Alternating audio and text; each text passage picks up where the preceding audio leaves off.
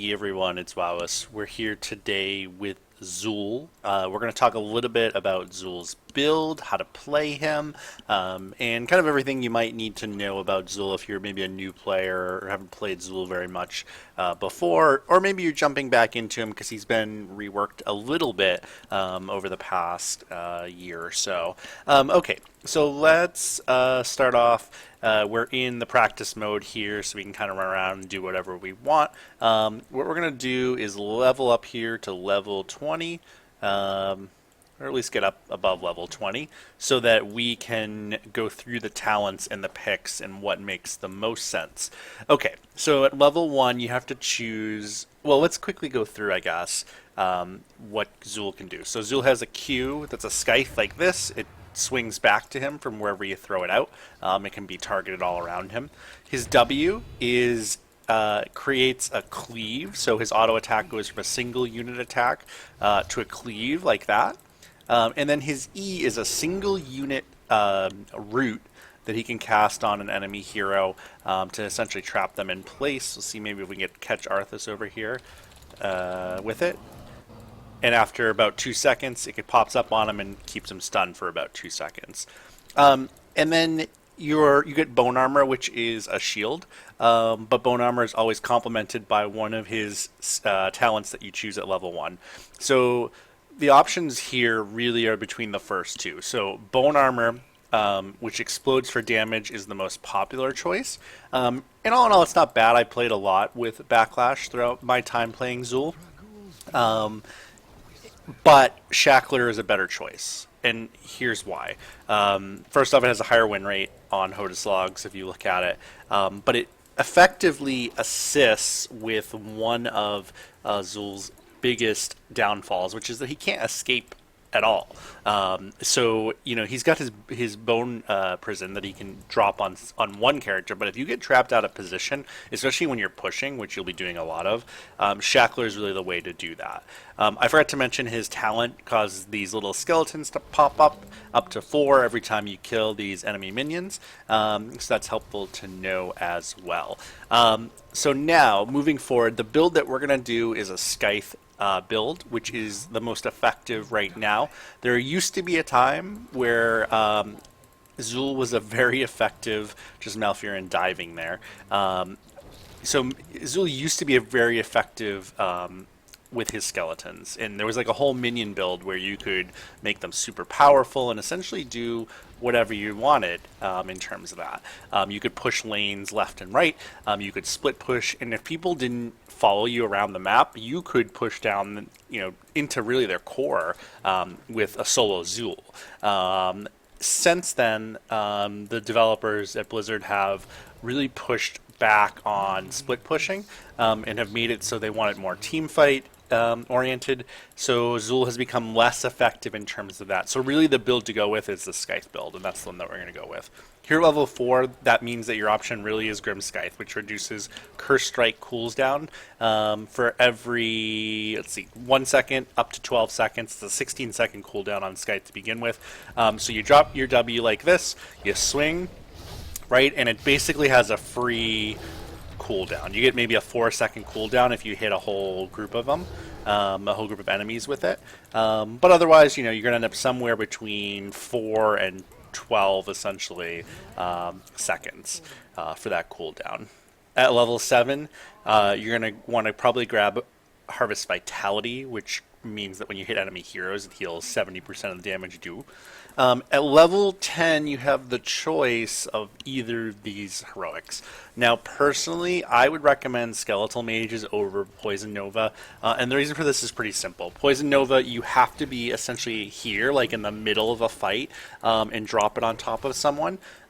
It doesn't it's unlikely to miss, although at its wider ranges, it does vector out like in directions, so you can actually kind of land between some of his poison streams and not get poisoned.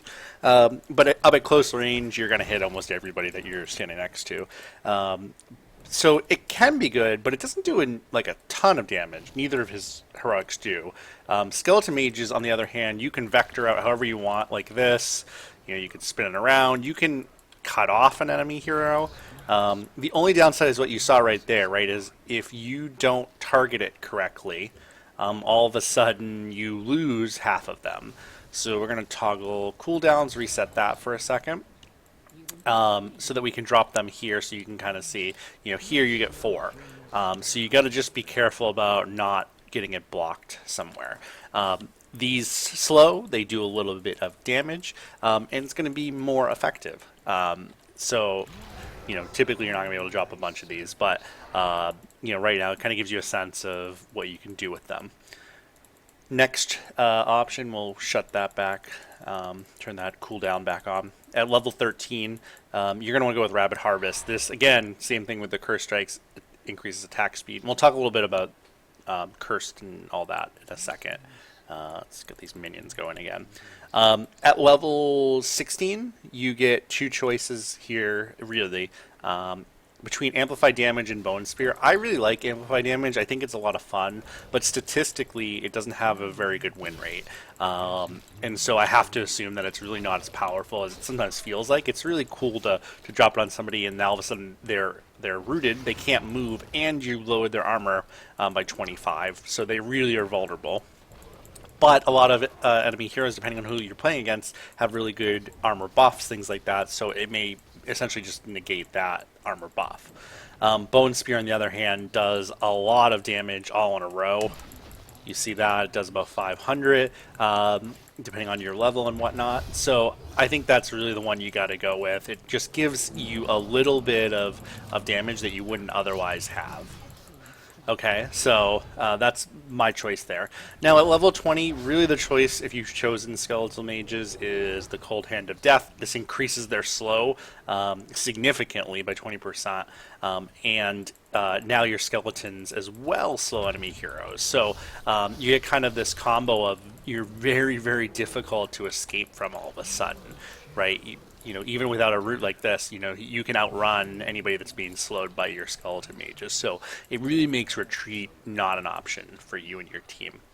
Now, some things to know about Xul, some common things that I think people don't think about or that you're going to want to do, right? So anytime you go back to your base, whether you died or you're just starting the game, right?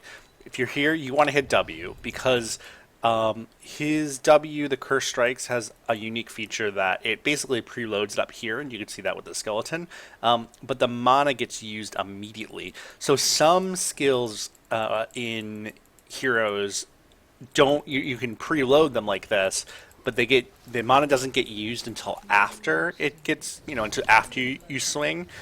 With Xul's, it does get used the second that you toggle it like this. So if you've got the ability to get it for free, you want to do that. So at the beginning of the game, right, when you're waiting behind the gate here, you want to hit your W, get it going, because that's going to mean that you're going to be able to use it essentially for free.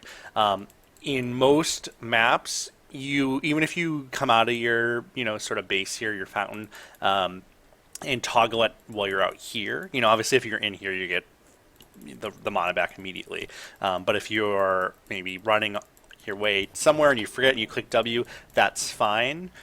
You're going to recover it basically in the time it takes you to get to the midpoint of the map. That's kind of my general rule of thumb of how quickly it restores the mana. So you just want to be thoughtful about that, because Xul's downfall, so let's talk about what he's good and bad at. Some of the pros of Xul, he is really, really good at pushing lanes, which was how he was really designed, and but with that, he has so let's talk, I guess, continue talking about the pros. So he's really good at pushing lanes. He's really good at single unit rooting. He's really good at the slow stuff when he gets up there. So enemy heroes have a lot of trouble escaping between this, and then your skeletons are slowing. It makes it very difficult for an enemy hero to get out of here. You can almost kill an Arthas behind the towers and everything, and you almost didn't even have to get near him. So that's really the strength of Xul, and especially when you get Bone Spear here, now you can also put out some pretty decent damage. You just have to be able to hit the enemy hero with it. The weaknesses, as we mentioned, Xul has a hard time escaping. And so if you are getting really engaged on, and this happens a lot when you push the lane, so you're out here pushing up against their fort, and then all of a sudden the enemy team comes up here, and you're out of position, especially if you're soloing. You got to be really careful about this as Xul, because I find that Xul takes a lot of damage in terms of statistically, right? He's going to put out a lot of siege damage. He's going to take a lot of damage. He's now considered a bruiser for some reason, because he just takes a lot of damage. You're going to have a lot of XP because you're always going to be sort of pushing the lanes and around minions and whatnot. Not a ton of hero damage.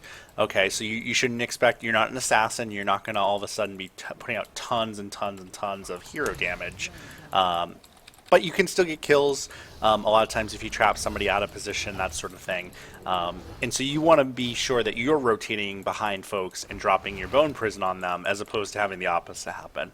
The other thing with Xul is that he can have some mana problems as the game goes on. If you are using your curse strikes, right, and you got all these cooldowns, so maybe let's go down here. You got all these cooldowns, reducing stuff. So right, so you're swinging away at this, and you're hitting W and W, and essentially every like 3 seconds you're able to drop another W. You can clear out enemy bruiser camps pretty quickly, as you just saw there.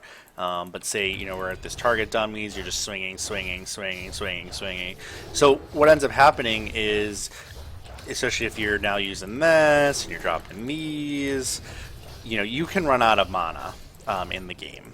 And, you know, we're at a pretty high level, so we're getting mana back pretty quickly. But at a lower level, your mana can become an issue as the game goes on. And so you have to be really careful about your times that you're dropping this down to use. So just be thoughtful about that in terms of your curse strikes. You can do a lot of damage like this. You can see he plows through enemy lines like this, and enemy forts and towers and all that. Like, you can basically crush these in a few seconds. And sometimes you get enemy heroes along the way, but you see this, like, it just causes you to swing faster and faster. The more the damage that you're outputting, the more enemies that you're hitting. So that's never really the issue. And with his skeletons, right, every time you kill an enemy minion here, it's causing that to block for the enemy hero. Like, you know, you're not going to get hit by the enemy fort while your little skeletons are up. So that's really a little bit about Xul. Some other stuff to be thoughtful about or be good at. You got to definitely think about how you're vectoring your Q, right? So, you know, this, you can hit all 4 heroes if you're not careful about that. And the same with your W, right? You know, if you are attacking this guy, you're actually damaging these guys here too because they're so close. But you want to make sure that they're all in that arc in front of you when you're doing this, right? Because essentially you want to hit as many as possible to reduce your cooldown and keep the speed up. But you can take out enemy camps very, very quickly. And you should be, because again, you got to think of Xul. Xul is really what an old specialist was. That was what his, you know, what his class was essentially before, was a specialist. Now specialists are gone, so he's a bruiser. But he really isn't like a tank, so you got to be careful about that. He's not a tank. Remember that. But he can take a lot of damage, especially with his armor like this. You know, especially. He can put out a lot of damage, but you don't have a way to heal easily either, right? The options to choose healing were all really based on using your skeletons to do healing and stuff. You get a little bit of healing if you attack enemy heroes with your W, with your curse strike. Now, to just talk very briefly about how this works in terms of curse strikes. So essentially the way it works is the first swing you do, that you curse them, and that's the curse on them. And then every swing after that, you're attacking essentially a cursed hero. So when it talks about with Grim Scythe, so this says each enemy hit by curse strike reduces its cooldown. So that means right off the bat you do. But then there are other things that affect only when you hit a cursed hero. So you're just going to be thoughtful about that, as they're not cursed until you hit them the first time, and then starting the second time you get any of the benefits of stuff that affects cursed units. So just something to be thoughtful of when you're playing Xul, maybe for the first time, or trying to get a little bit better at Xul. So hopefully this was helpful to you. If you enjoy this content, definitely consider subscribing to my channel, and I appreciate you watching. Thanks so much, and definitely leave a comment if there's something that you'd like to see in regards to Heroes of the Storm. See ya.